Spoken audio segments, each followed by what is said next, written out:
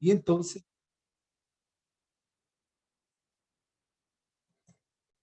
y, en- y entonces es necesario que nosotros también estemos equipados para saber cómo debemos actuar si en algún momento el Señor nos lleva a ocupar puestos de autoridad dentro de nuestro gobierno.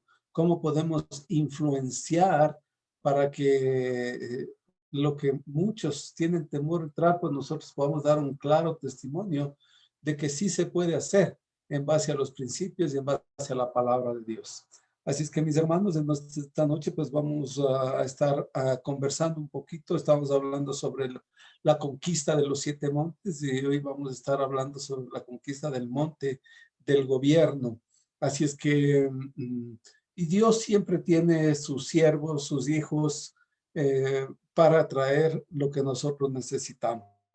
Así es que en esta noche, mis hermanos, tenemos como un invitado especial a David Simba, quien es un comunicador social como profesional, tiene una maestría, tiene un diplomado y está continuamente preparándose porque una de sus inquietudes es apoyar al desarrollo de la sociedad y un poquito cómo a través de su perspectiva puede equilibrar para que sean las cosas más justas.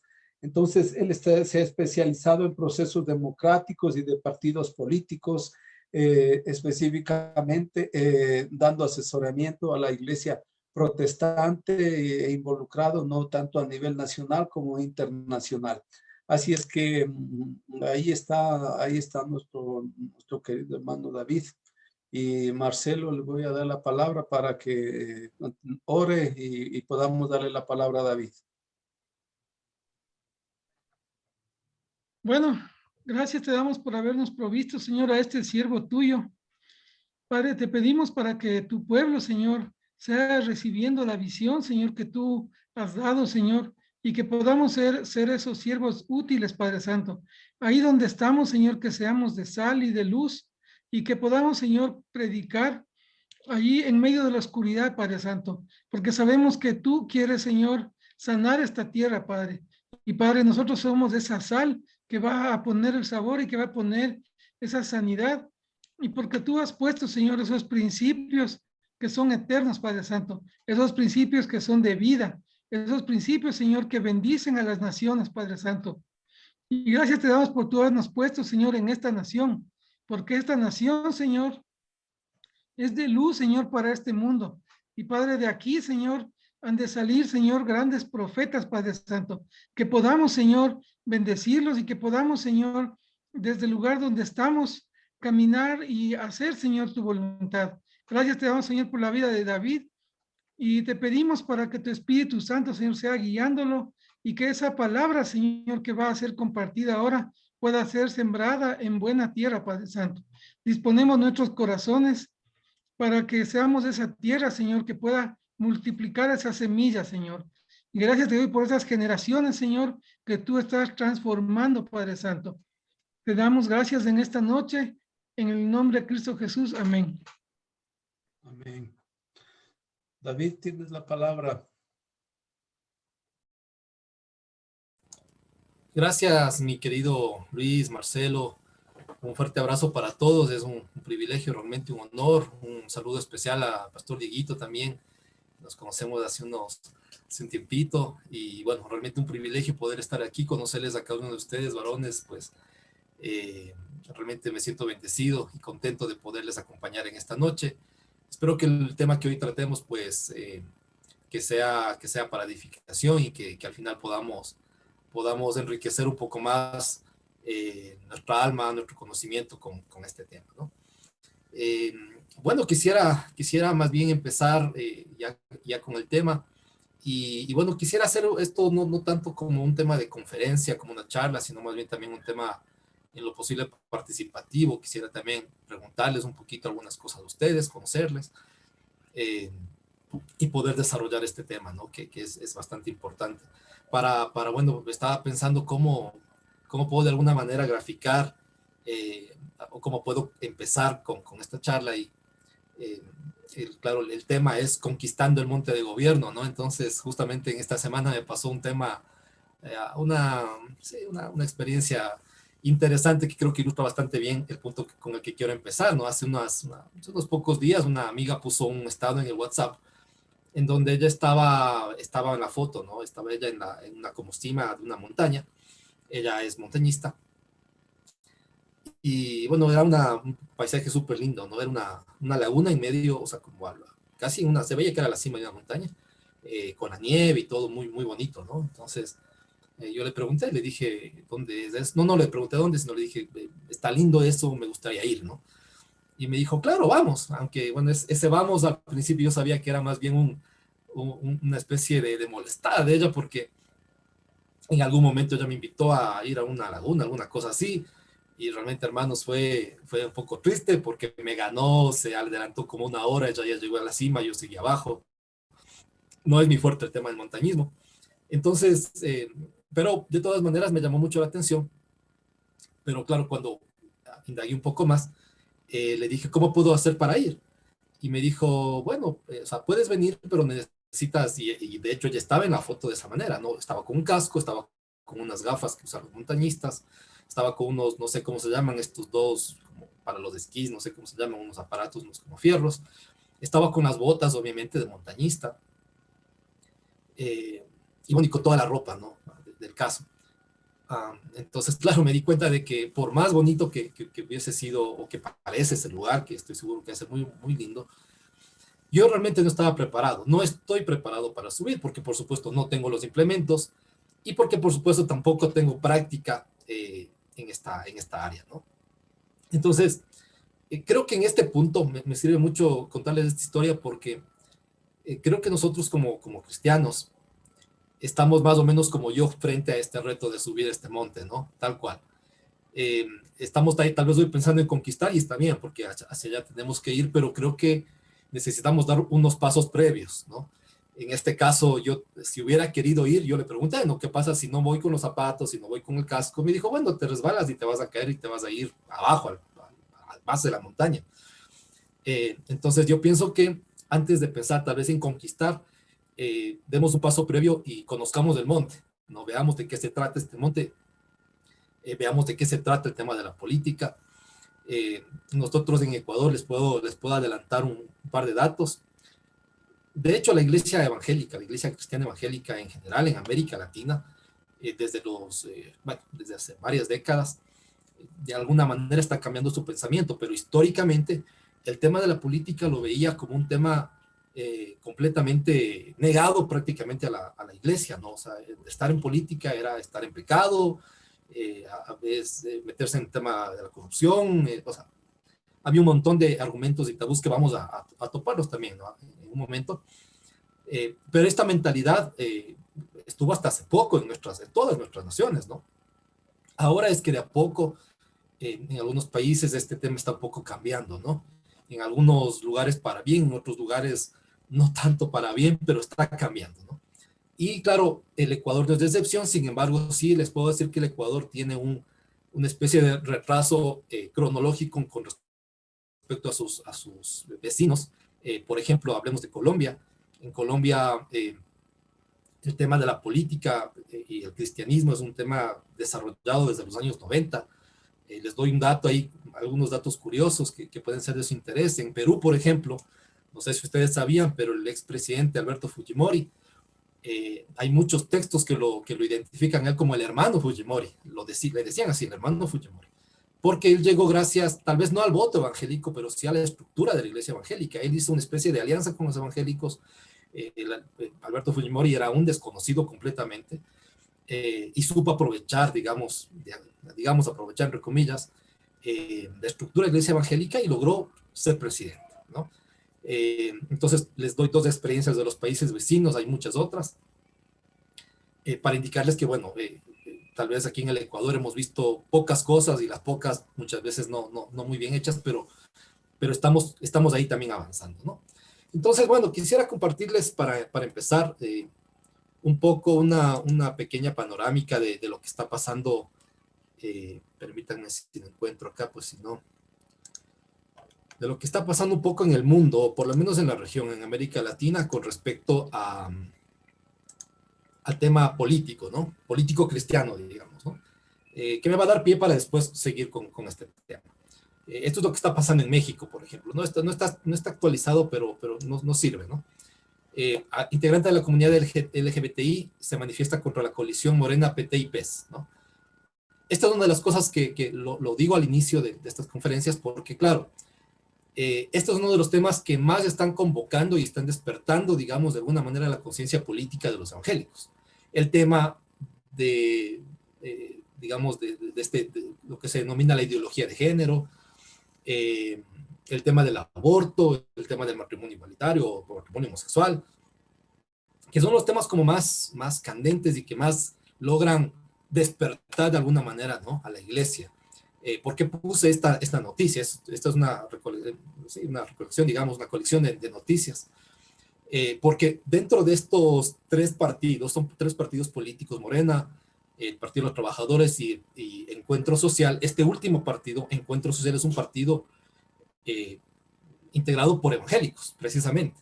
Entonces, no sé si eso lo sabían, pero esta coalición de izquierda que llevó a López Obrador a la presidencia fue conformada por evangélicos.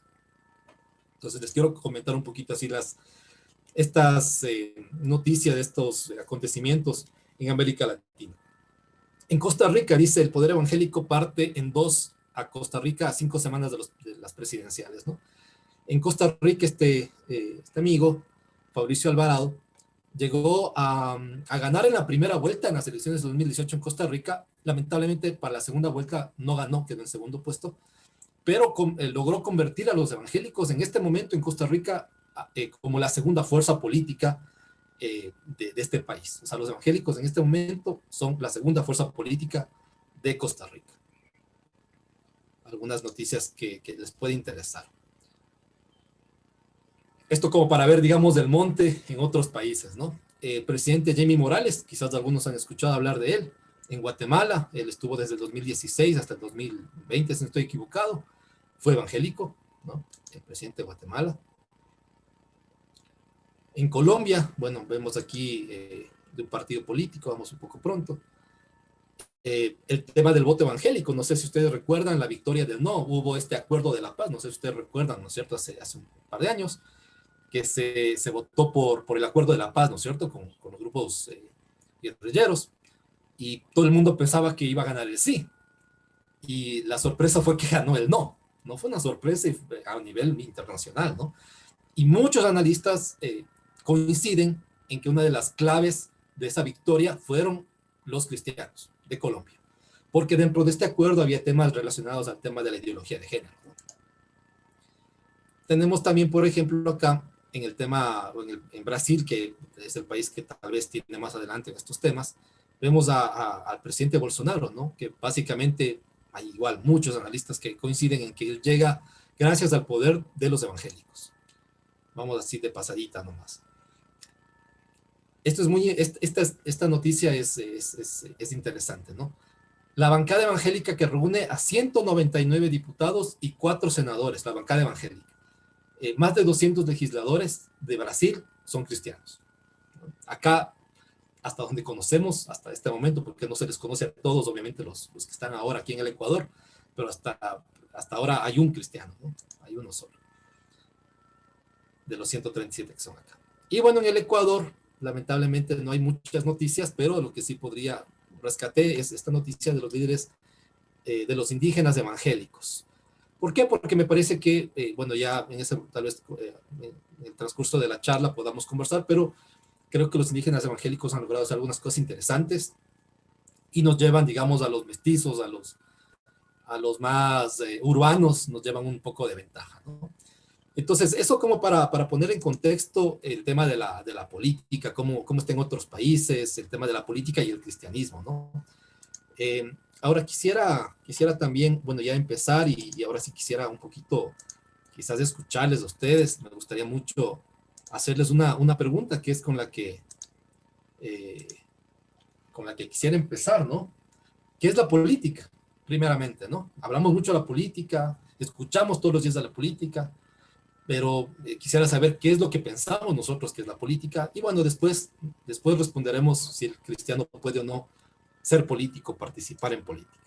Entonces, no sé si quisiera escucharles, mis queridos amigos, de pronto alguien que me pueda ayudar con su criterio, ¿no? O sea, no necesitamos un criterio, un concepto técnico, nada, de manera personal, lo que ustedes piensan que es la política. ¿Qué es para ustedes la política? Un concepto personal, no sé quién me ayuda. Yo diría que la política es un arte para poder llegar a un sitio para poder servir a los demás. Muchas gracias, Fernando. Muy bien, excelente. No sé, alguien más, tal vez. Veamos unos tres comentarios. ¿Qué es la política para ustedes? ¿Quién se anima? Buenas noches. Hola. Bueno, para mí la política también tiene que ver con una estrategia y una manera de trabajar de acuerdo a una autoridad que se tenga. En las instituciones públicas manejamos, por ejemplo, políticas de trabajo y dentro de eso manejamos un proceso que cada uno tiene claro y definido bajo una autoridad, ¿no? Eso, no sé. Gracias, mi querido Dani. ¿Alguien más, tal vez una última intervención, alguien que nos pueda compartir? ¿Qué creen que es la política?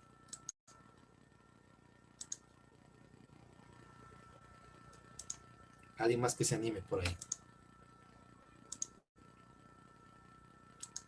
Yo considero que la política es el arte de gobernar. Y un cristiano sí puede ser gobernante si tiene unción de rey.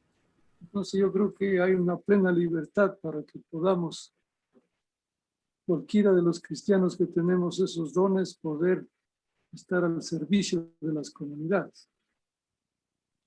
Muchísimas gracias, mi hermano. Muy bien, muchas gracias por sus conceptos, sus criterios.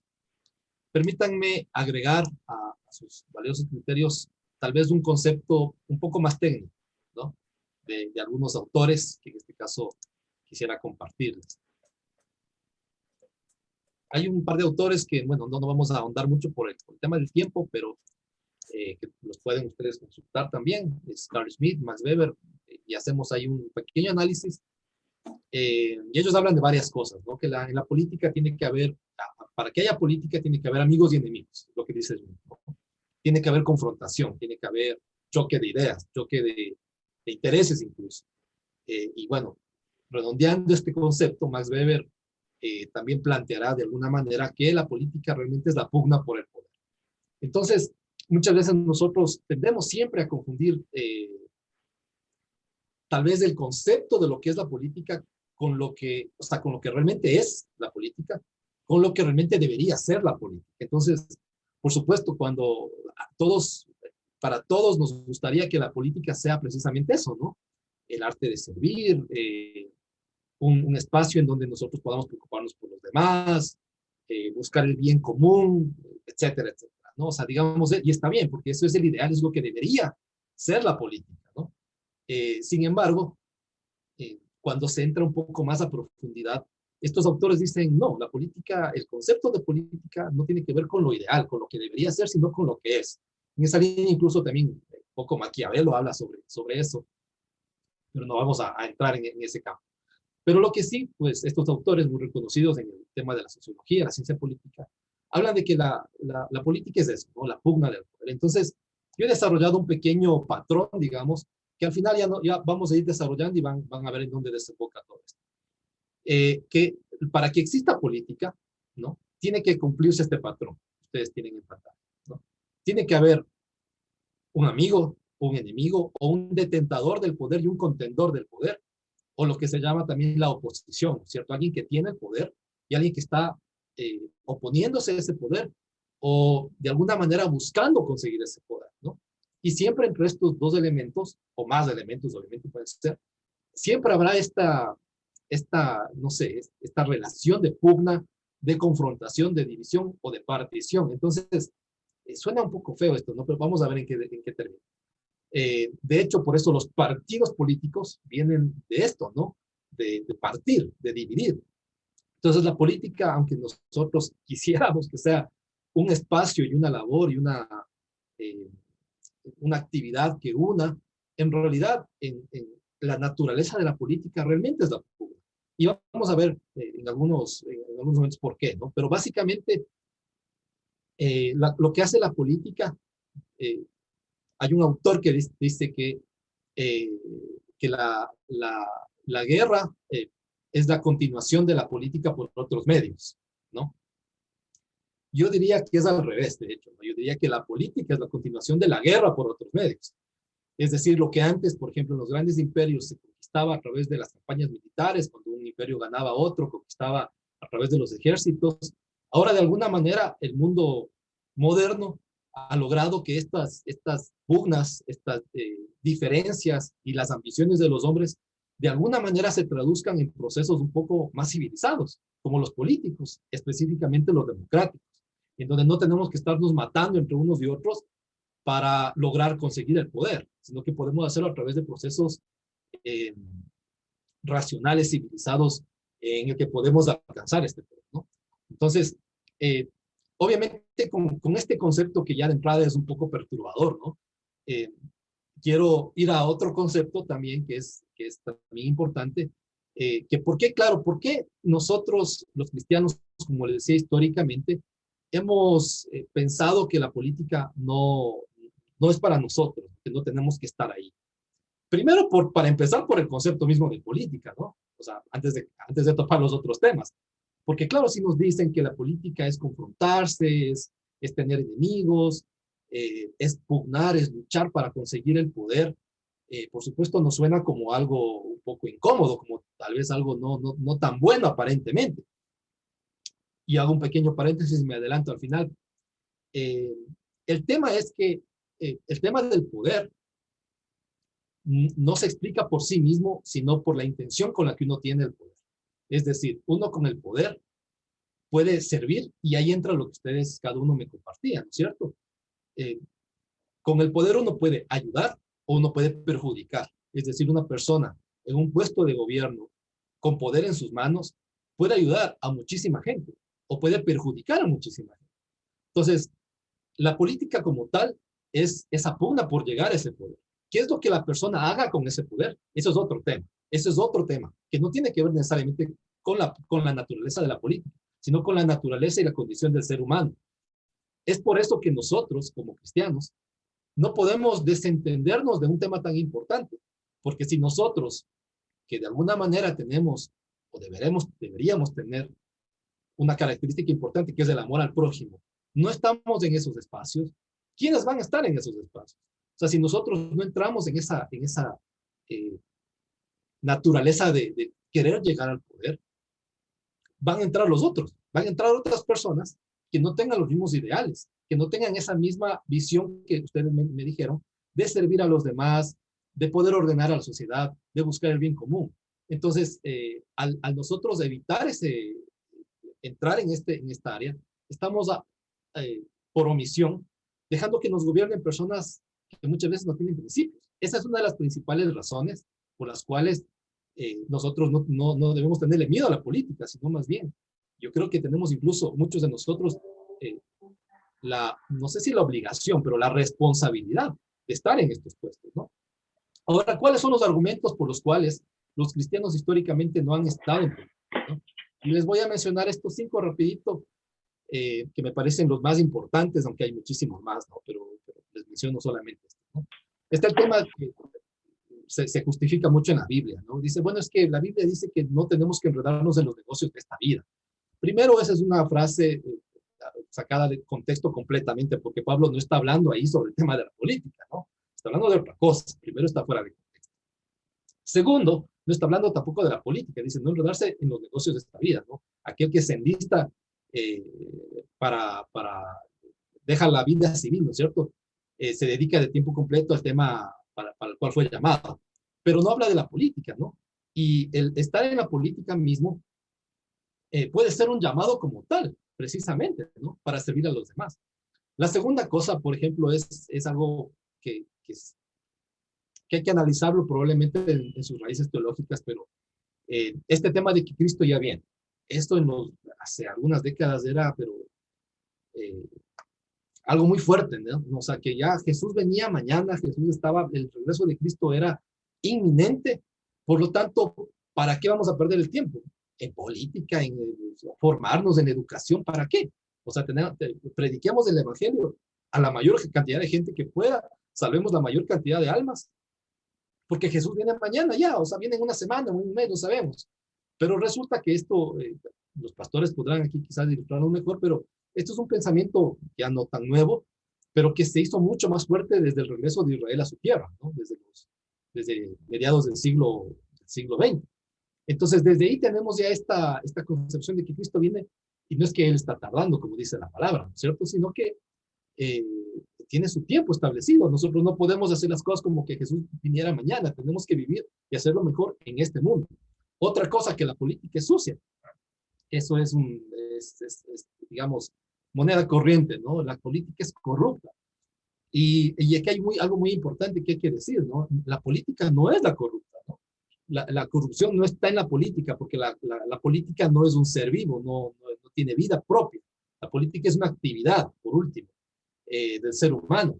El que es corrupto es el ser humano. El problema no está afuera, el problema no está en la política, no está en la actividad, el problema está en el corazón. Y si probablemente la política hoy es corrupta, por supuesto es porque hay personas corruptas, ¿no?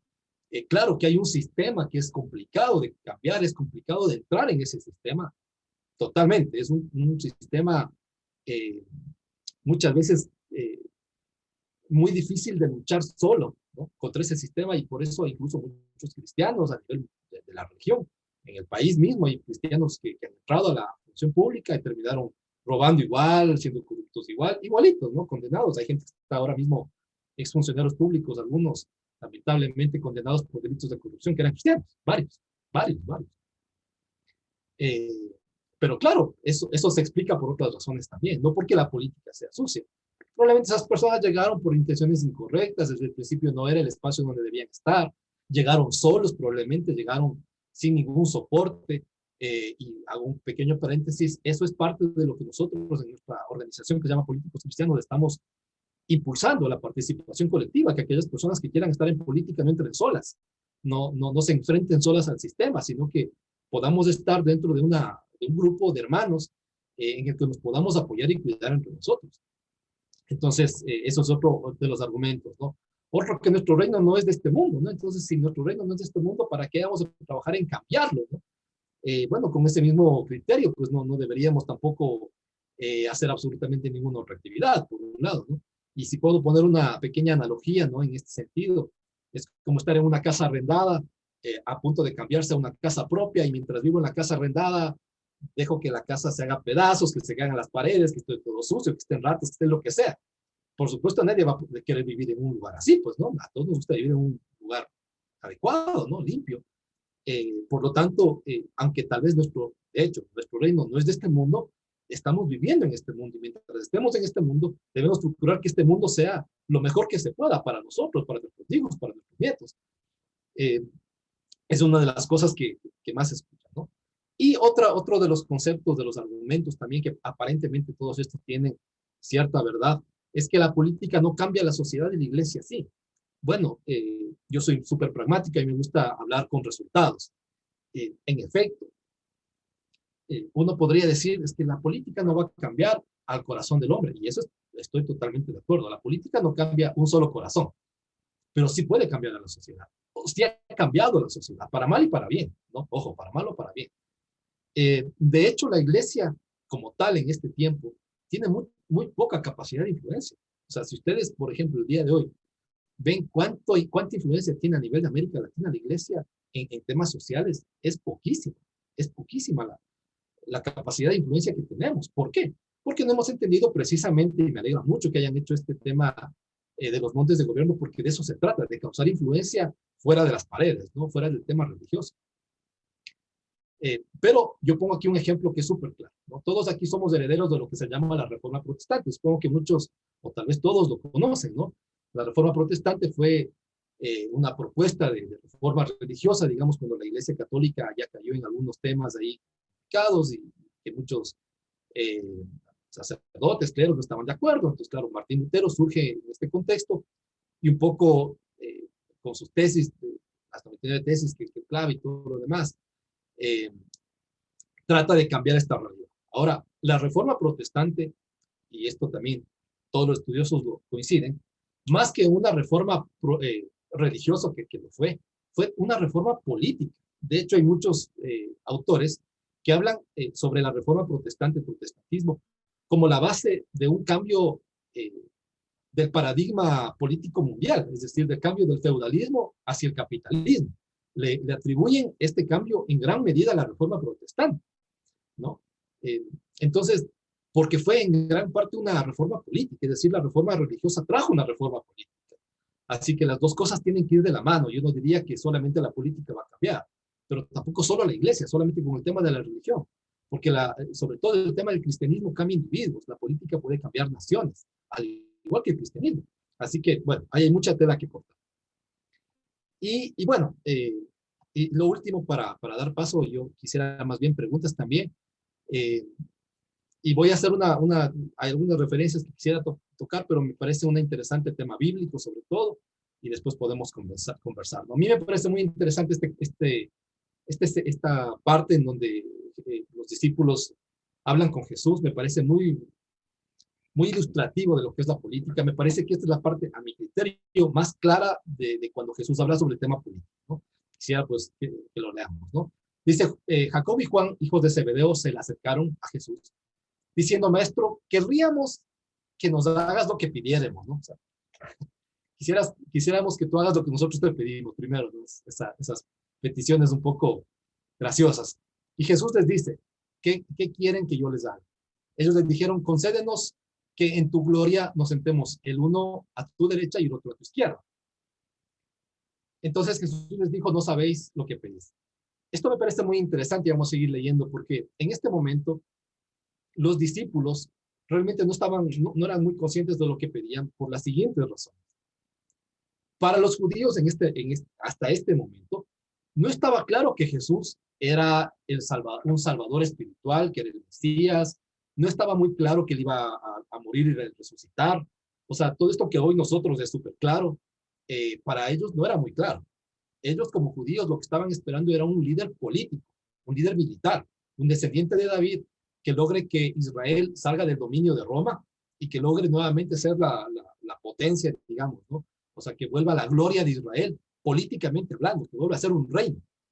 Eso es lo que ellos esperaban. Ellos no esperaban un Mesías, digámoslo así, no más espiritual. No, o sea, por eso Jesús vino a romper todos los esquemas y por eso es que los religiosos, por supuesto, no le creyeron, porque ellos no esperaban una figura así. Ellos esperaban un líder político, literalmente. Y los discípulos eran parte de eso, ¿no? Eso era lo que la mayor parte de la gente pensaba. Entonces, ¿qué es lo que están realmente pidiendo cuando los dos dicen, ¿no? El uno, queremos que el uno esté sentado a tu derecha y el otro a tu izquierda? Lo que estaban pidiendo son lugares de poder. Ellos no estaban pensando en el reino celestial, no estaban pensando en el cielo, en los tronos, porque ahí no había nada de eso. No se había desarrollado todo eso. Ellos estaban pensando que se iba a dar este reino terrenal aquí, donde Israel iba a ser restaurado, y que ellos querían tener lugares de poder, espacios políticos. Esa era la lógica. Ellos estaban pidiendo espacios políticos. Entonces, claro, Jesús dice, ustedes no saben lo que piden. Por supuesto, porque estaban hablando de cosas que no entendían, ¿no? Y les dice, ¿pueden ustedes beber del vaso que yo bebo o ser bautizados con el bautizo que yo estoy bautizado? Y ellos dijeron, podemos, ¿no? Jesús les dijo, a la verdad, del vaso que yo bebo beberéis y con el bautismo con que yo soy bautizado seréis bautizados. Pero el sentaros a mi derecha y a mi izquierda no es mío darlo, sino a aquellos para quienes está preparado. Y miren aquí algo interesante. Cuando los 10 oyeron esto, comenzaron a enojarse contra Jacob y Juan. Y ahí entra el tema de lo que les decía, ¿no? El tema de la disputa, el tema de la división. Ya comenzaron a dividirse porque era un tema político. Los temas políticos generan eso, generan división, siempre. Y Jesús les dice algo que me parece que es con lo que nosotros nos podemos quedar de este mensaje y con lo que podemos dejar de lado todo lo anteriormente dicho. Jesús les dijo, ¿sabéis que los que son tenidos por gobernantes de las naciones se enseñorean por ellas y sus grandes ejercen sobre ellas potestad? Pero no será así entre vosotros, sino que el que quiera hacerse grande entre vosotros será vuestro servidor. Y el que de vosotros quiera ser el primero será siervo.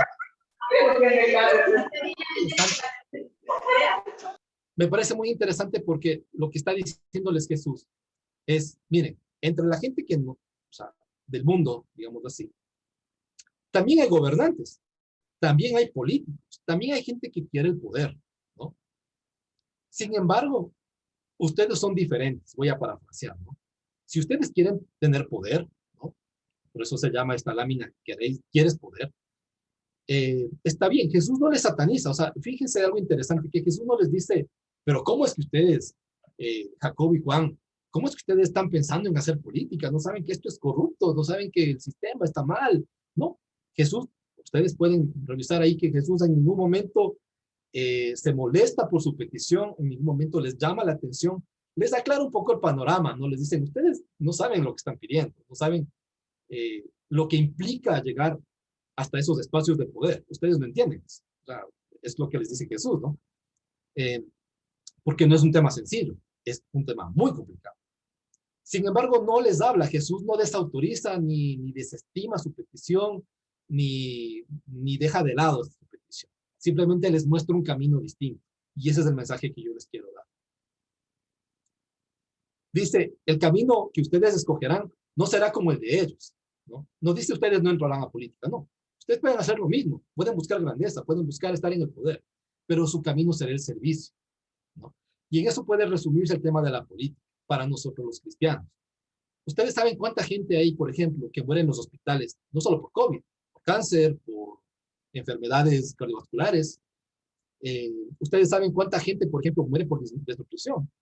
Cuánta gente, por ejemplo, muere por temas de violencia. O sea, cuánta gente sufre por temas económicos.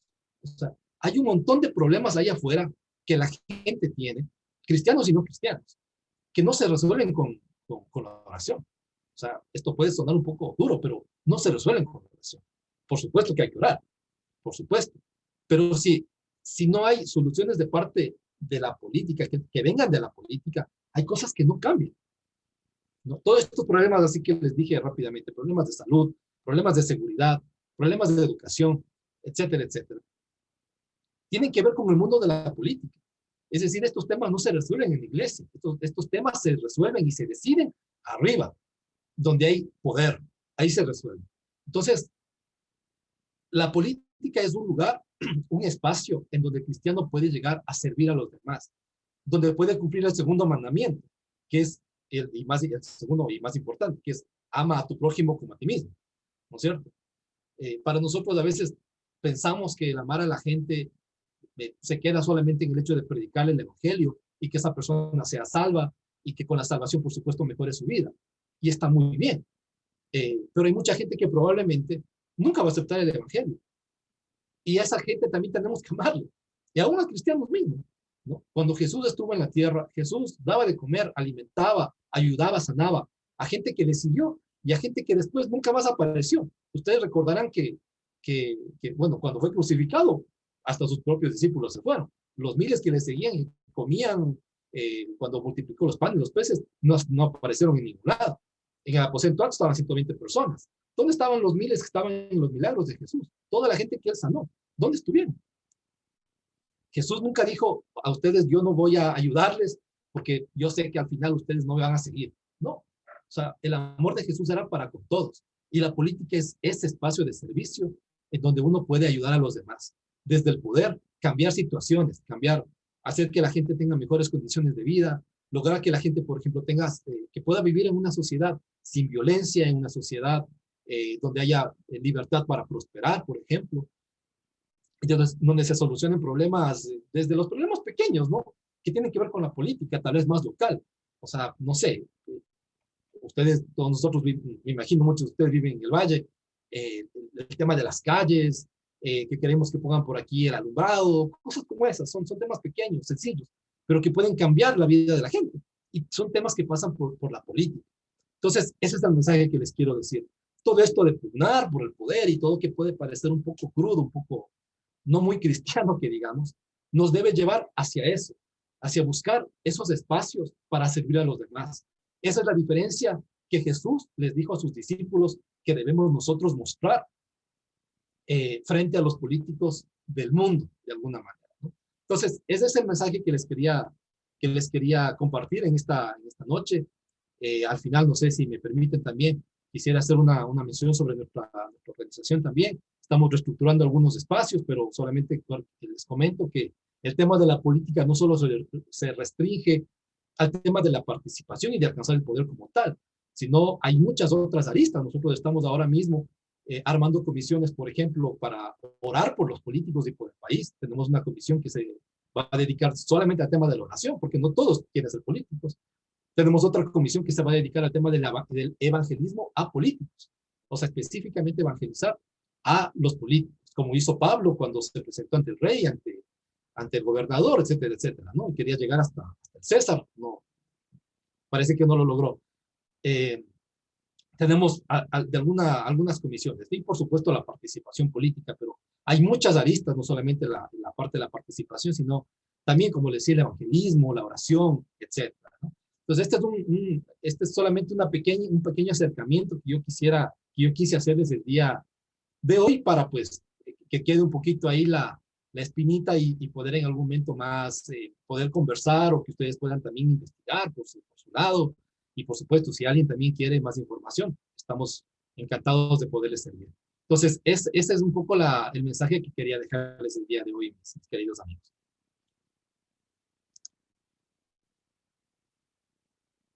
No sé si vamos a tener algunas preguntas, quizás, con muchísimo gusto para poder responderlas. No sé, Marcelo.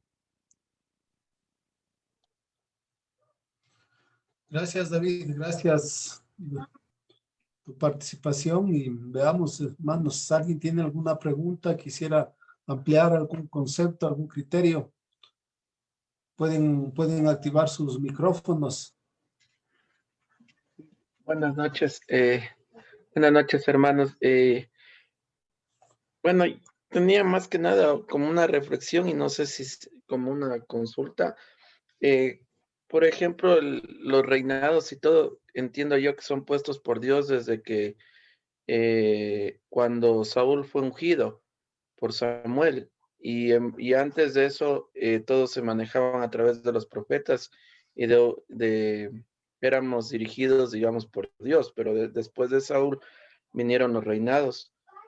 Y creo que en este sentido, y pienso que en la palabra dice que somos la sal y la luz del mundo, creo que Dios pone en diferentes áreas, y creo que en la política también, para que podamos servir.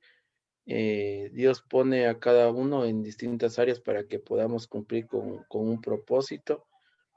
Y a su vez, no sé si estoy mal, pero creo que al final también dice que Jesús va a definir, o de alguna manera nosotros tenemos que rendir cuentas de lo que hemos hecho y cómo hemos servido a Él en las diferentes áreas. Entonces creería que, no sé si en este sentido, creo que como servicio y como nos enseñó Jesús, todos estamos llamados de una u otra forma hacer política y en base a esa política poder dar a conocer a Dios, a Jesús, y principalmente que Él lleve toda la gloria y honra en todo lo que hagamos.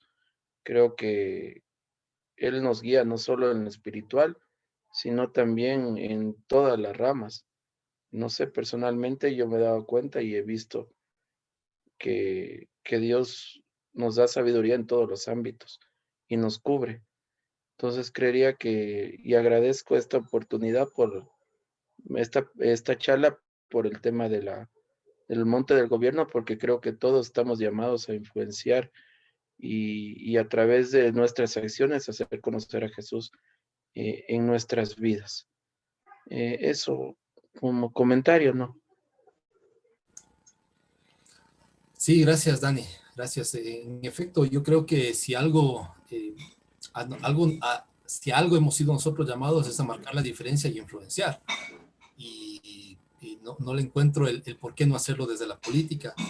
De hecho, dice la Biblia, ¿no? Donde abunda el pecado, sobreabunda la gracia. Es decir, donde la luz no se necesita en donde hay luz. O sea, yo no tengo no llevo una lámpara donde en plena luz del día, yo llevo una luz en donde hay oscuridad.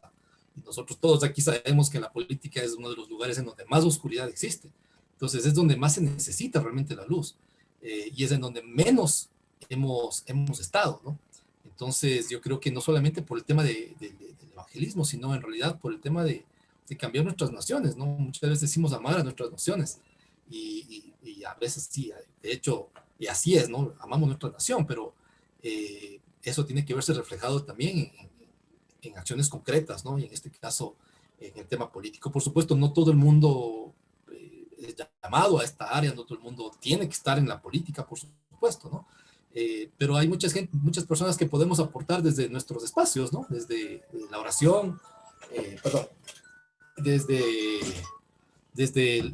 la oración, por ejemplo, ¿no? Todos podemos ser políticos, pero sí todos podemos orar por nuestra nación. Probablemente no todos pueden ser políticos, pero sí hay muchos quizás en este lugar que tal vez tienen un amigo, un compañero, una familiar, lo que sea que esté en la política y le podemos compartir la palabra. De hecho, estamos empezando con un ministerio precisamente en ese sentido, ¿no? Para poder evangelizar a los políticos. Y habrá otras personas que tienen que estar en la política, ¿no? Entonces, así es, mi estimado Dani. No sé si alguien más, algún comentario. Sí, David, muchas gracias. Nos hablaste de temas muy, muy fuertes, muy crudos, pero en medio de todo lo que nos has dicho y todo, hay algo que sí me gustó oír, que es, bueno, estábamos en guerra, dijiste, ¿no? Teníamos la guerra y la política era la continuación de esa guerra, pero nosotros tenemos otra guerra que es la guerra espiritual, que es la guerra que nosotros hacemos a través de la oración y de la luz que damos hacia las otras personas. Y lo que me encantó al final que dijiste que son procesos racionales y civilizados. Pues qué proceso más racional y civilizado que seguir los pasos de Jesús, que también tuvo confrontación en su época y también tuvo enemigos, ¿no? En ese sentido, porque en ese sentido prácticamente podríamos decir que era un político porque tenía la confrontación. Jesús tuvo confrontación, tuvo división inclusive, porque había gente que estaba en contra de él y gente que estaba apoyándole. Y también se podría decir que él nos enseñó a través de su palabra política, pero la política buena, en donde sabemos que nosotros, si estamos con Jesús, no habrá nadie que esté contra nosotros. Sí, y bajo esta bandera, pues yo creo que sí, el cristiano sí puede hacer política, pero una política verdadera, centrada en la imagen de nuestro Señor Jesús. Sí, mi querido Fernando, muchísimas gracias. Hay una parte que a mí me gusta mucho de los evangelios, ¿no? Cuando Jesús dice, yo no vine a traer paz, yo vine a traer espada. Y este vocablo de espada, me puse un poco a investigar, ¿no? ¿Por qué dijo Jesús eso? Y lo que realmente, lo que encierra el significado de la espada es división, ¿no? Es la palabra, ¿no? Entonces, Jesús vino, la gente dice, pero Jesús no vino a buscar, Jesús no vino a hacer política, no vino a enfrentarse al Imperio Romano, pero por supuesto, o sea, este no era el propósito, la misión de Jesús. Pero Jesús fue un tipo completamente político, o sea, una persona completamente política, porque cumple todos los patrones. Él tenía sus enemigos, que eran los fariseos, ¿no? Que eran líderes religiosos, ¿no? Y vino a confrontarse, ¿no? Vino a confrontar, ¿no? Estuvo en ese choque de ideas, en ese choque de romper la mentalidad, de romper un esquema antiguo y empezar un esquema nuevo. Y por último, cuando dice, pero Jesús no fue político, es porque probablemente no hemos entendido muy bien esta parte de la Biblia, ¿no? Porque cuando Jesús no regresa no sé, a pastorear ovejas, o a hacer milagros, o a sanar a la gente. Por lo menos eso no está en la Biblia, en la mía por lo menos. Jesús regresa a gobernar. O sea, Jesús viene a gobernar durante 1000 años, lo que dice la palabra. Entonces, probablemente haga milagros, sane a las personas, no sé, todo lo demás, pero el regreso de Cristo está marcado por su regreso como gobernante, como político. Es decir, Jesús viene a sentar su trono en la tierra y todo, de hecho, toda esta visión de Daniel, ¿no es cierto?, de la estatua de Daniel y de todos estos reinos, se rompe cuando viene la piedra no cortada con mano de hombre, ¿no es cierto?, que es Cristo realmente, ¿no? Entonces, Jesús sí es político, de hecho es gobernante, él viene a gobernar la tierra, él es el rey de reyes, el señor de señores, no hay nadie más político que Jesús. pero quizás no lo hemos visto en esa dimensión, ¿no? Lo vemos solamente en la dimensión terrenal, temporal, como hombre, pero Jesús es un gobernante y viene a gobernar obviamente con justicia, ¿no? Entonces, en efecto, es un poco por eso la política, por eso les dicen, ¿no? Ustedes no saben lo que piden, porque la política no es para todos, no es un campo muy bonito, no es un campo muy, muy fácil, no es un campo muy sencillo, esa es la verdad, esa es la realidad. Y por supuesto, si yo les dijera así, es un campo lindo, hermoso, donde toda la gente se quiere, yo estaría mintiéndoles, porque no es así. Pero creo que vale la pena porque así como hay muchos políticos malos, hay mucha gente también, que algunos cristianos, otros no cristianos, han logrado marcar la diferencia y han logrado ayudar a muchas naciones. Hay muchos cambios en las naciones que han sido fruto de decisiones políticas. Entonces, es un campo complicado, pero que puede servir para ayudar a muchas personas. Buenas noches, David. Buenas noches con todos. Realmente este tema para mí es muy amplio. Yo tengo una inquietud, un poco real, si se quiere. Sucede que durante muchos años, por lo menos de lo que yo recuerdo, para hablar de los gobiernos y hablando de las naciones como nuestro Ecuador, se han venido suscitando una serie de antecedentes en el comportamiento político del Ecuador, en donde las diferentes funciones del Estado, comenzando por la primera, que es del gobierno central, o mejor dicho, de la legislatura, que es el que elabora las leyes, el gobierno central y la función jurisdiccional, están constituidas por cuerpos colegiados, es decir, un Congreso de la República integrado por, en este caso, por legisladores o asambleístas. Antes eran Cámara de Legisladores y Senadores, ahora según la ley solo hay una Cámara que es de legisladores o asambleístas. El gobierno central está constituido por un presidente y un vicepresidente que son dignatarios electos por voto popular y integran ellos a su vez un gobierno o una estructura alrededor de secretarios y ministros de Estado que conforman el equipo de trabajo. Y la función judicial igualmente a la cabeza con un presidente de las Cortes, los jueces, conjueces y toda la estructura de los servidores judiciales. Mi pregunta, o mejor dicho, quiero entender o quiero razonar lo siguiente. ¿Cómo un cristiano puede ser parte de estos cuerpos colegiados de ahora y de antes, cuando sabemos que en la participación conjunta no son todos cristianos? Por lo tanto, los no creyentes y los creyentes tienen un punto de vista totalmente diferente.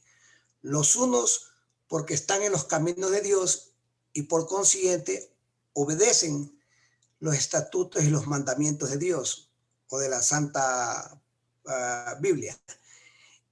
Y los otros no necesariamente se rigen por lo que creen en la palabra de Dios, sino por lo que creen o creen ellos sus intereses personales de grupos o partidistas. Entonces ahí está el punto.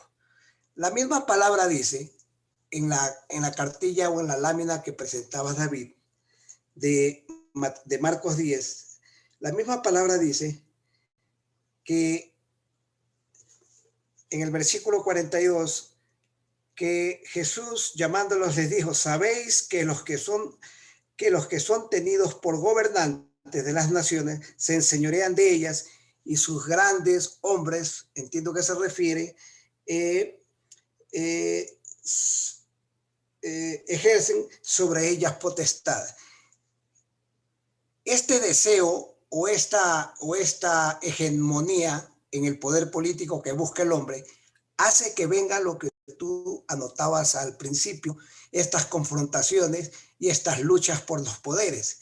Entonces, para ellos, para los no creyentes, como dice la Escritura, está lejos del bien para lo cual la política puede servir, porque yo estoy de acuerdo. La política como ciencia y como arte es el servicio a la sociedad, ¿no? Es un conglomerado de personas que hacen un servicio para el desarrollo, para la prosperidad de los pueblos, pero desde otro ámbito. No necesariamente el reparto, de la corrupción y todo lo que se ve. Mi pregunta concreta es, ¿un cristiano o un grupo de cristianos que sean electos por decisión popular o invitados a ser parte de un gobierno podrán ejercer su actividad político-administrativa sin tener que inmiscuirse o tener que ser absorbidos por las negociaciones o por las imposiciones de la parte política de aquellos que no creen en los caminos de Dios? O dicho de otra manera, ¿será que uno se olvida de Dios y por los intereses de otros, y a lo mejor los intereses míos, ¿no?, que puedan ser indirectamente o directamente estimulados por estas personas, nos olvidamos de todo lo que hemos aprendido de Dios y definitivamente llegamos a lo mismo? ¿O es posible tener un cambio sobre todo lo que hemos vivido en mucho tiempo? Mi pregunta es esa: ¿pueden los dos grupos, creyentes y no creyentes, estar en un mismo gobierno para tener una misma ideología, una misma posición de progreso dentro de la palabra de Dios para hacer el bien? Gracias. Gracias, mi hermano. Sí, mira, esa es la pregunta del millón, ¿no? O sea, es una pregunta compleja, porque no, digamos, la respuesta no es muy compleja. Lo complejo es la problemática, ¿no? Pero yo quisiera contestarte con dos ejemplos, ¿no? El uno bíblico y el otro práctico.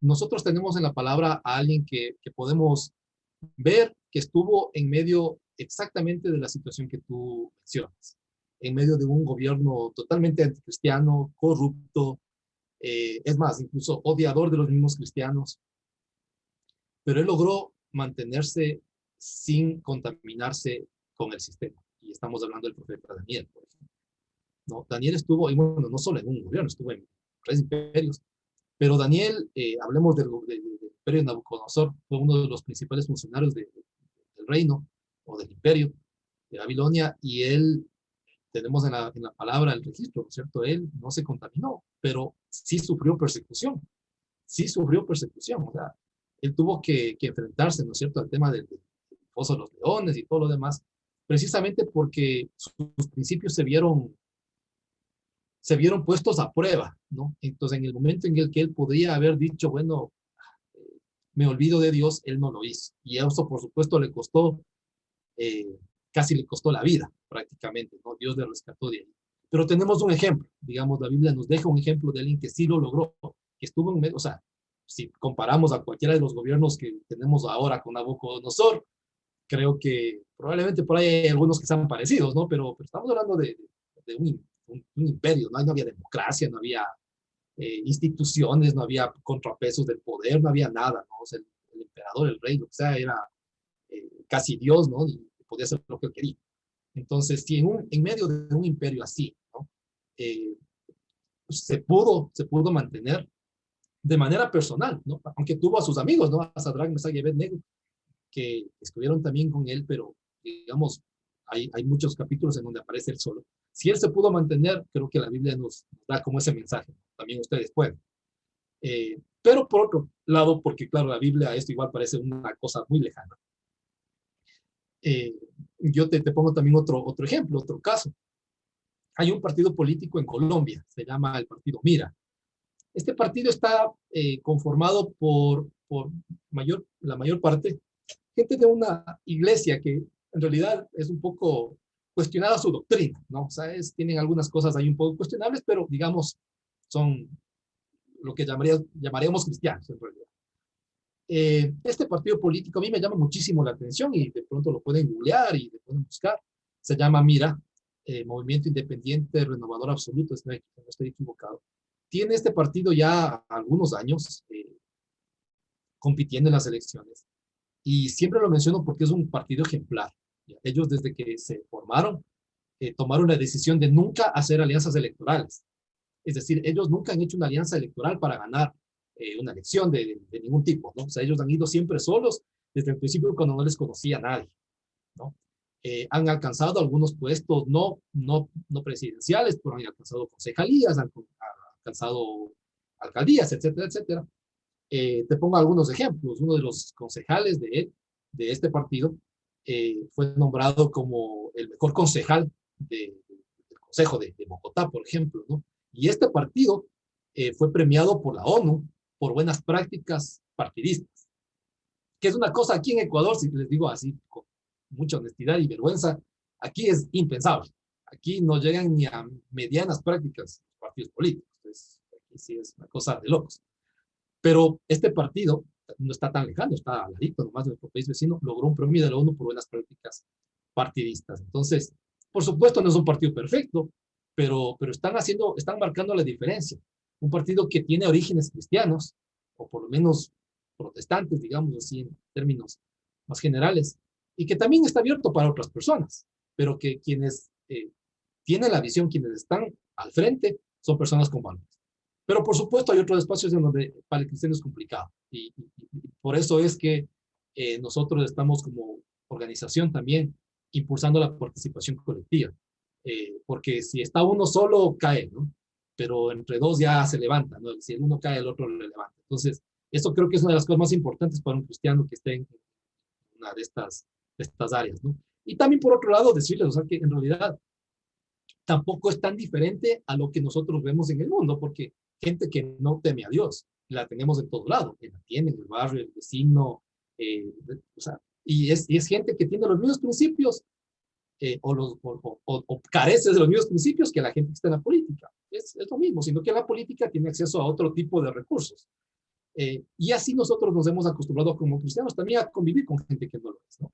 Y lo mismo que a veces nos toca hacer en el trabajo, ¿no es cierto? A veces evitar o a veces no compartir, que uno, no sé, se va a bailar, que fuma, cualquier cosa que ustedes quieran.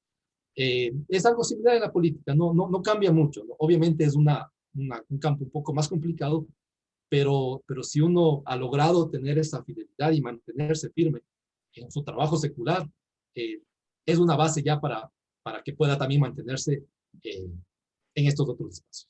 Pero es muy válida la pregunta y es un tema que hay que tomar en cuenta.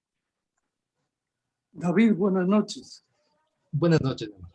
Quiero expresar un testimonio pequeño para contestar a la inquietud de Juanito. Por la misericordia de Dios, a mí me encargaron una cartera de Estado, una subsecretaría. Y en la institución donde trabajé habían solo 3 cristianos que frontalmente habíamos dicho que somos cristianos. Y tuvimos una presión terrible en todos los aspectos, tentación en lo económico, etc. Pero los principios de la palabra de Dios nos mantuvieron totalmente ecuánimes. Y comenzamos a expandir el evangelio, y de los 120 profesionales de esa institución, 70 profesionales se convirtieron a Cristo. Entonces, el asunto es perseverar en el carácter y en la fe que debemos tener en el Dios Altísimo. Claro que hay presión y uno tiene algunas etapas de sufrimiento, de angustia, de intranquilidad, pero finalmente la palabra de Dios nos saca adelante. Y una de esas personas cristianas era un compañero de trabajo de muchos años de haber practicado la doctrina. Entonces él era un asesor, una especie de instructor espiritual que a través de la palabra nos fortalecía. Y entonces pudimos convivir y llevar una buena relación. Y como les comento, al final del día, aproximadamente los 3/4 de todos los profesionales se convirtieron a Cristo. Es el testimonio que yo puedo dar, David. Muchísimas gracias, hermano. Qué bonito, qué lindo testimonio. Realmente a mí mismo me motiva, porque a veces no se ven muchos frutos. A veces es un tema que hay que sembrar y a veces no se ven rápido los frutos, pero esos testimonios a uno le motivan. Qué linda experiencia. Y sí, en efecto, ¿no? Hay muchos testimonios de ese tipo, ¿no? Muchísimas gracias. David, buenas noches nuevamente. Quería hacerte dos preguntitas. Claro. ¿Qué apreciación tienes sobre los 144,000 Porque hablando de política, dice que ellos se van a levantar de las 12 tribus, 12,000. No está en Apocalipsis. Y la otra pregunta que quería hacerte es, si en verdad hablamos de política y la confrontación, y bueno, nosotros siguiendo los principios bíblicos, estoy de acuerdo que la persecución va a existir, pero ¿qué pasa si en un punto llega a que si uno no se acopla a cierta decisión, o sea, sigues o no sigues? También pasa esos casos. Y en ese tema, ¿cómo ustedes manejarían o cuál sería tu apreciación para manejar los acuerdos, los compromisos que siempre se generan en el tema político, ¿no? Y en muchas áreas, pero hablando en este caso de política, ¿cómo harían? O se acoplan o no se acoplan, porque hay momentos que creo que Dios también nos prueba y nos pone a prueba la fe que tenemos y los principios que nosotros tenemos. Y justo hablaba en el testimonio anterior nuestro hermano y coincido en eso, pero ¿qué pasa cuando ustedes estén en esa situación? ¿Qué harían, no? Esas serían mis dos preguntas. Sí, o sea, digamos, hay principios que son no negociables, ¿no? O sea, hay cosas que no se pueden negociar. Hay otras que, obviamente, en política, a mi criterio, hay cosas que en las que uno puede ser flexible, digamos. No en cuanto a valores, me refiero, ni a principios, sino, o sea, discusiones sobre temas ideológicos, sobre qué hacer, por ejemplo, con el tema, no sé, de la economía, no sé, medidas sobre una política pública específica, sobre el tema de los impuestos. Digamos, por supuesto, esas cosas son cosas como un poco más flexibles, ¿no? Con las que se podría, por ejemplo, a alguien que tiene un concepto contrario, con la que se podría llegar a acuerdos, ¿no?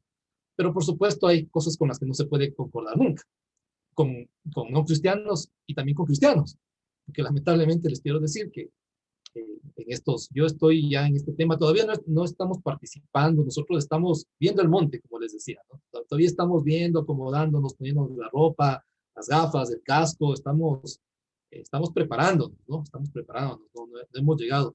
Hay gente que nunca ha subido una montaña y en un día quiere llegar al Everest. O sea, hay gente que tiene esa, porque Dios le ha dicho, no sé, por cualquier razón, ¿no? Tienen estas, no sé, ¿no? Estos enfoques que me parecen a mí, que se han dado en todos los países de América Latina, ¿no? Son cosas que se han dado siempre, cuando no se entiende realmente, ¿no? Entonces, pero nosotros estamos en un proceso para algún momento sí poder llegar al Everest, pero tenemos que ir subiendo, no sé, aquí al huevo de Pichincha o algún monte de por aquí cerca y empezar. Así que estamos en ese proceso. Hemos tenido ya un activismo de unos 4 años más o menos. Se han hecho cosas interesantes. Hemos puesto candidatos, digamos, no como políticos cristianos, porque nuestra organización en principio está enfocado solo al tema de formación para los cristianos. Después nosotros tendremos otra etapa donde queremos ya, obviamente, con otra imagen, con nombre, con otra estrategia, ¿no es cierto?, alcanzar ya el poder. Estamos en un proceso de formación, pero en cuanto al tema de los acuerdos, hay cosas que no se pueden transar, pues, ¿no? O sea, sencillamente hay valores que no se pueden transar, que no se pueden dar un paso para atrás del costado, nada, pues, ¿no? O sea, si hablamos de temas, por ejemplo, de corrupción, o sea, son cosas que, o sea, si alguien no tiene muy claro ese tema, ¿no? Por ejemplo, si alguien lucha con temas de corrupción, de que a veces es que me cojo unas hojas del trabajo y a veces me cojo unas hojas de la copiadora y no me doy cuenta. O sea, una persona así, ok, puede estar en otra área, pero en la política no. O sea, en la política se necesita transparencia absoluta en el manejo de los recursos. Porque si uno vaya con otras intenciones, está yendo de gana. Puede dedicarse a cualquier otra cosa, no a la política, ¿no? Porque lo que la gente necesita, lo que el país necesita es gente íntegra, gente honesta en este tema, ¿no? En el manejo de los recursos, en el manejo de lo público. Otras cosas podemos tener debilidades como todos los seres humanos, pero por lo menos en esto tenemos que tener una fortaleza. Entonces, en cuanto a los acuerdos, como te digo, habrá cosas en las que se pueda hacer acuerdos y otras en las que no. Obviamente siempre las cosas tienen costos políticos, ¿no? Las decisiones siempre tienen costos. En la política no hay decisiones sin afectados, ¿no? O sea, uno, por ejemplo, sube los impuestos y hay un montón de gente descontenta, pero hay otra gente contenta. sea, siempre. Baja los impuestos, la misma cosa. O sea, en cualquier decisión en política siempre va a haber alguien contento y alguien que no esté contento. O sea, eso siempre va a pasar. Uno tiene que dejarse llevar un poco más por los valores que por los principios, ¿no? En cuanto a los 144,000, pues no, la verdad es que no soy teólogo, no puedo darte una respuesta muy, muy profunda sobre ese tema.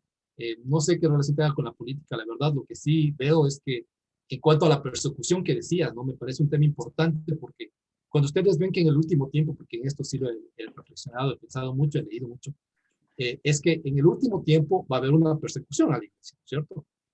Y todos decimos, pero ¿cómo será la persecución, el anticristo, el falso profeta y todo lo demás, ¿no?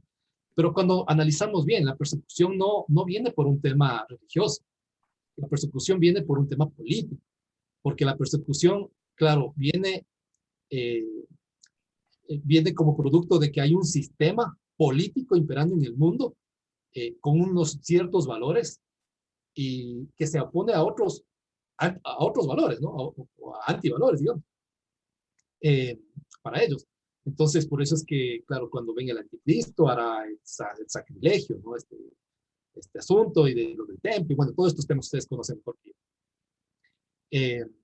Pero viene una persecución que es política, ¿no? Vemos temas de economía, ¿no es cierto? Que se desmarcará a las personas con la marca de la bestia y no podrán comprar ni vender. Son temas de economía, tienen que ver con temas políticos. Entonces, si ustedes me preguntan a mí, el mundo va a ir tomando una corriente política en contra, de hecho, ya existe, ¿no? O sea, vemos el progresismo moderno, cómo quiere cambiar el tema de los valores, o sea, me refiero al tema del matrimonio homosexual, del aborto, etcétera, etcétera, y que ese es el principio de muchas otras cosas, ¿no? En donde toda esta gente que está al frente de estos temas es gente que abiertamente está en contra de Dios, ¿no? O sea, viene de una corriente intelectual que niega a Dios, ¿no? Entonces yo creo que eso se va a hacer mucho más fuerte en el tiempo. Vemos, por ejemplo, ¿no? Que en algunos países, en estas marchas del feminismo y todo este tema, al final terminan quemando una catedral, el otro día quemaron una iglesia evangélica, por decir en Uruguay o Paraguay, terminaron quemando una iglesia evangélica. Entonces, viene por ahí la persecución, no tanto por predicar la palabra. Ustedes ahora saben que nosotros aquí en América Latina, en Occidente, podemos predicar la palabra, nadie nos dice nada, nadie nos persigue por predicar la palabra, aquí. Tal vez en los países musulmanes, sí, aquí casi no. La persecución no va a venir tanto por temas religiosos como por temas políticos que tienen que ver con valores cristianos, ¿no? La gente que quiera mantener ciertos valores va a ser vista como, ya nos ven como retrógrados, como cavernícolas que vivimos en la época medieval, que nos oponemos al progreso de la humanidad. O sea, eso ya ustedes lo habrán escuchado, ¿no? Si uno dice, no, pero yo defiendo la vida, yo estoy en contra del aborto, pero ¿cómo va a estar en contra del aborto? O sea, pero el derecho de las mujeres, o ¿cómo va a estar en contra del matrimonio igualitario? De la adopción de niños, o sea, ¿cómo vas a estar en contra de esas cosas? Entonces son temas complejos que yo creo que al final pueden convertirse en el motivo de la persecución.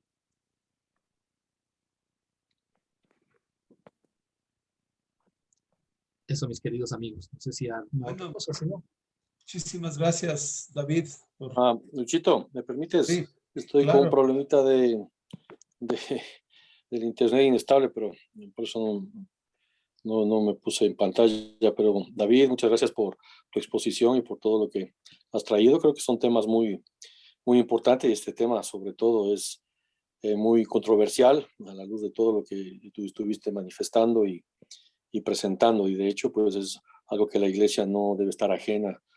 Hablo de iglesia a cada persona, obviamente como institución, la iglesia pues debe ser, no está involucrada en esto, pero cada persona, cada hombre, mujer que tenga un llamado para escalar esa montaña y tomarla y con los principios de Dios, pues hay que hacerlo y hay que trabajar y hay que empoderar.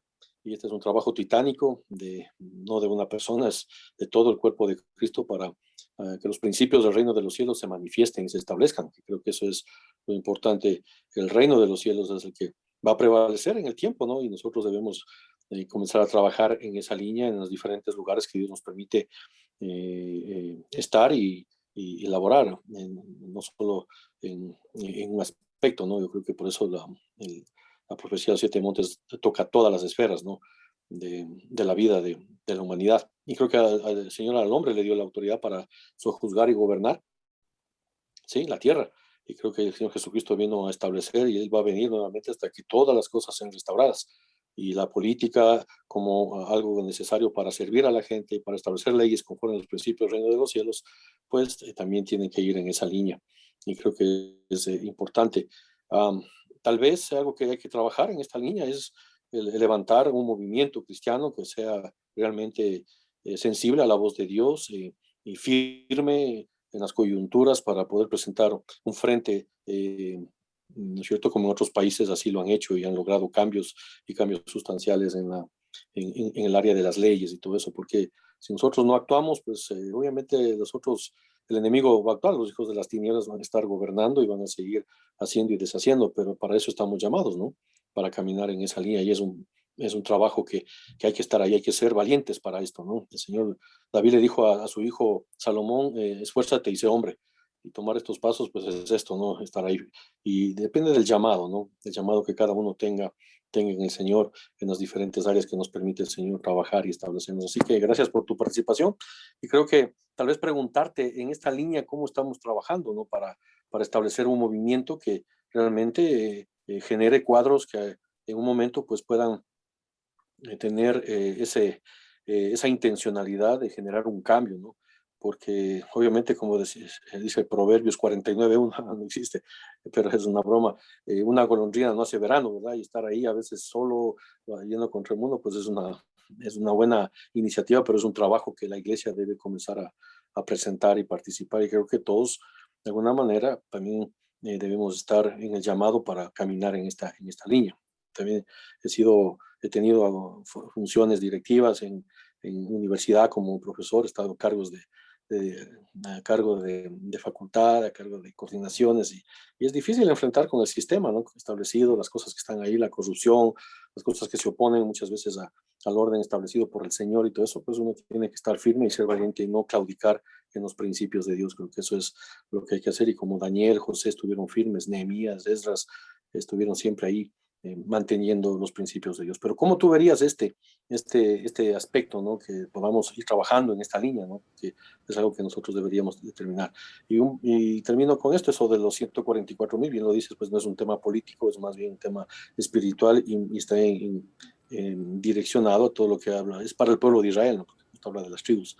Es para el pueblo de Israel esa parte que está establecida en Apocalipsis. Es una figura, ¿no? De caminar en santidad, de estar firmes y no claudicar en los principios de Dios. Y gracias por tu participación y un saludo y un agradecimiento. Gracias, Pastor Dieguito, y bueno, no, gracias a usted más bien por también el espacio, su amistad. Y bueno, realmente cuando yo comento sobre esto a veces se desaniman un poquito porque les digo, como decía, ¿no? La alegoría que ponía, ¿no? Estamos preparándonos para subir al monte. Nos gustaría ya llegar a la cima, o sea, sería lo más chévere, ¿no? O sea, ¿quién no quisiera ya estar en la cima y tomarse las fotos y los selfies y eso? Pero si realmente queremos llegar, primero tenemos que prepararnos. Entonces, ¿en qué nos encontramos en este momento? Pensando en un proceso de formación. De hecho, yo mismo estoy en un proceso de formación, bueno, el proceso en el que Dios siempre nos tiene, pero personalmente yo tengo una carrera de pregrado, tengo una maestría en política, que bueno, estoy terminando mi tesis, todavía no defiendo mi tesis, un diplomado, pero estoy siguiendo ahora otra carrera, me metí a seguir derecho porque es básico para poder hacer política, así que, por ejemplo, ¿no? estoy preparando en la parte académica, pero estamos en un proceso de formación de cuadros, ¿no? De formación de líderes, de formación de gente, porque el partido político es súper importante, pero digamos, no le vemos viable tener ya un movimiento político sin tener la gente que conforma el partido político, el movimiento político, porque eso ya ha ocurrido en otros países que se logra consolidar movimientos. Aquí en el país ha habido, por ahí hay gente que también quiere hacer cosas, pero digamos, a mí me da mucha pena, pero si es que primero no hay un recurso humano que logre fortalecer ese movimiento o cualquier iniciativa, no se va a avanzar mucho y más bien se corre el peligro de a veces lo que ha pasado en otros países, porque eso es lo que yo hago en mi tesis, estudiar lo que pasa en otros países. Tal vez dejar un poquito mal incluso el nombre de la iglesia. Eso ha pasado ya en varios lugares, ¿no? Entonces yo creo que lo más importante para ahora, mi querido Pastor Dieguito, es el tema de la formación, y en eso sí estamos trabajando, ¿no? De hecho, ya en unos meses vamos a lanzar una escuela de formación política a nivel nacional. Esperamos que obviamente Dios nos ayude y pueda tener mucha convocatoria. Y fruto de esa escuela y fruto de ese proceso, entonces tener los líderes que sean como esas estructuras, ¿no? Y esas bases, como es en la iglesia, ¿no? O sea, digamos, uno no puede levantar una iglesia, bueno, tal vez uno como pastor, pero uno necesita a su gente, ¿no? Líderes que le apoyen, que estén ahí, que estén preparados, que puedan también ayudar en la evangelización, etcétera. Y tiene que, obviamente, contar con gente formada, pues, ¿no? Entonces, estamos en eso, ¿no? Estamos en el trabajo de la formación para poder tener una plataforma y una base humana, ¿no? Una base de recurso humano con la que después, o sea, armar el partido sea sencillo, ¿no? Entonces, estamos en ese proceso. De hecho, yo empecé ya con un proceso de formación de un movimiento, para ahí pasaron un par de temas, pero hoy, digamos, hemos dado el paso un paso previo para el tema de la formación, porque es súper importante, ¿no? Dar pasos firmes porque en política, más que en esto, sí, quizás que más que en otras cosas, uno corre el riesgo de lo que nosotros llamamos quemarse, ¿no? O sea, uno da un mal paso, comete un error en la opinión pública y hasta ahí llegó, ¿no? Hasta ahí llegó la persona, ya no vuelve a veces. Y en la política a veces ya no hay segundas oportunidades. Entonces, por eso queremos ser muy estratégicos y tener pues ya todos los recursos necesarios, humanos me refiero, bueno, y también económicos, porque eso también, ¿no? Eso es un tema muy importante. Levantamiento político sin tener, por ejemplo, gente adentro, ni mancharse con la corrupción y todas esas cosas, implica un tema económico también importante, ¿no? Entonces, también estamos trabajando para poder ser recursivos, ¿no? Y poder impulsar este proceso, ¿no? Algunos dicen, para levantar un movimiento político necesitas $1 millón. Ese es el precio que le ponen siempre casi a los partidos. Y obviamente nos falta ahí como $999,999 todavía para llegar a esa cifra, ¿no? Entonces, estamos ahí un poquito también viendo todos estos, estamos tratando de planificar, como les digo, en varias áreas, ¿no? Pero enfocados en el tema de la formación. Y cuando ya tengamos, pues, esta base de gente, poderlo plantear. Tal vez en su inquietud, Pastor Dieguito, tenemos también una estrategia para poder vincular a las iglesias, ¿no? O sea, estamos trabajando en eso, pero no la hemos todavía socializado porque queremos que sea una propuesta firme, una propuesta seria, una propuesta viable, que también pueda hacer que, digamos, aquí mismo en Verbo, en general, ¿no? En todas las sedes que tienen. Estoy seguro de que habrá mucha gente, ¿no? Como nuestro hermano, por ejemplo, que tiene su experiencia en una subsecretaría. O sea, yo sé que hay mucha gente en los equipos, porque algún rato yo estuve así. Hay mucha gente que quiere, o sea, que tiene esa pasión, ¿no? Y que está ahí y no sabe a dónde acudir, ¿no? Dice, pero yo siento esto, pero no sé a quién, a dónde voy, a partido de afuera, o no sabe qué hacer, ¿no? Yo estuve así. De hecho, esta organización, que es Políticos Cristianos, nació como por eso, ¿no? Porque yo decía, bueno, a mí me gusta la política, tengo una pasión por la política, quiero hacer política. Y soy cristiano, y en mi iglesia sí hablan a veces de política y todo, pero no hay gente con la que yo pueda ya trabajar, hacer cosas en política. Entonces, como no encontré, busqué por todo lado, y no encontré una organización de estas, dije, bueno, voy a crear yo la organización porque no hay. Entonces, ese es el inicio de este espacio, de este lugar de encuentro, digamos, que es Políticos Cristianos. Entonces, queremos que esto se siga fortaleciendo, ¿no? Y el segundo paso sería, claro, ya ir a un movimiento, pero yo creo que si aquí también, ¿no? De igual manera aprovecho el espacio para hacer especie de llamado. Si alguien siente esa inquietud o quiere también ser parte, las puertas están abiertas, todos son bienvenidos. Y después quisiéramos también, pues, extender la convocatoria cuando tengamos ya un poco más, una propuesta un poco más firme, ¿no? Estamos trabajando, como les digo, en comisiones. Está el tema Provida. Ustedes saben que es un tema que llama mucho la atención de los evangélicos, de los cristianos, ¿no? Llama mucho la atención. No es todo el tema político, o sea, no es que uno hace política para frenar el aborto. Eso es otra equivocación, ¿no? Pensar que hagamos política para que no aprueben el aborto, o sea, eso no va por ahí, o sea, es parte de, pero no, eso no es todo, ¿no? Hay muchas otras cosas, necesidades en la gente que hay que atender.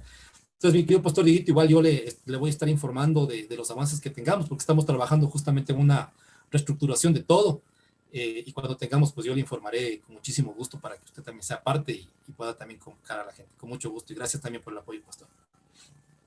Amén, gracias.